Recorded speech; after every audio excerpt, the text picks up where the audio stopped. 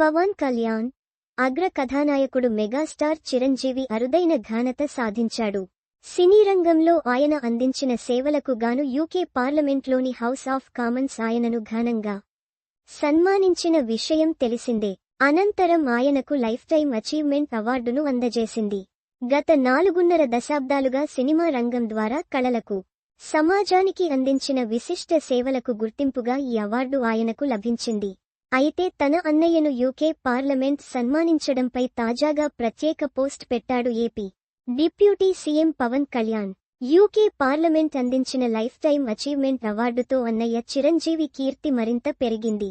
సాధారణ మధ్యతరగతి excise constable కొడుకుగా జీవితం మొదలుపెట్టి స్వశక్తితో, కళామతల్లి దీవెనలతో చిత్రరంగంలో మెగాస్టార్గా ఎదిగి 4.5 దశాబ్దాలుగా ప్రపంచవ్యాప్తంగా అభిమానులను అలరిస్తూ తన నటనతో ఉత్తమ నటుడిగా 9 ఫిలింఫేర్ అవార్డులు, 3 నంది అవార్డులు అందుకుని నటనకు పర్యాయపదంగా నిలిచిన వ్యక్తి. ఆయన తమ్ముడిగా పుట్టినందుకు ఎప్పుడూ గర్విస్తూనే ఉంటాను.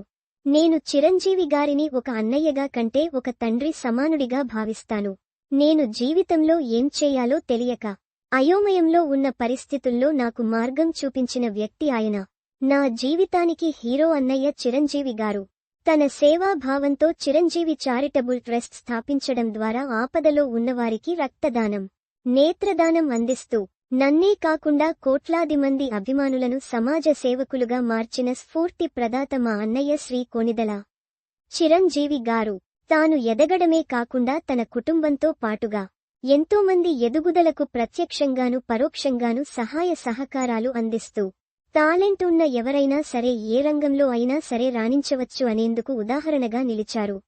ఆయన సమాజానికి అందించిన సేవలకు గాను ఇటీవలే భారత ప్రభుత్వం 2వ అత్యున్నత పౌర పురస్కారం పద్మ విభూషణ్ పురస్కారాన్ని రాష్ట్రపతి శ్రీమతి ద్రౌపది ముర్ము చేతుల మీదుగా అందుకున్నారు. యూకే పార్లమెంట్ పద్మవిభూషణ్ డా. మెగాస్టార్ చిరంజీవి గారికి ఈ నెల 19న జీవిత సాఫల్య పురస్కారాన్ని అందించిన వార్త నాకెంతో ఆనందాన్ని కలిగించింది.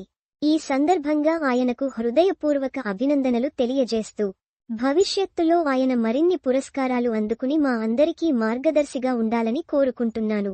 ఈ పురస్కార కార్యక్రమానికి హోస్ట్గా వ్యవహరిస్తున్న Stockport MP Shri Navendu Mishra గారికి ప్రత్యేక ధన్యవాదాలు తెలియజేస్తున్నాను.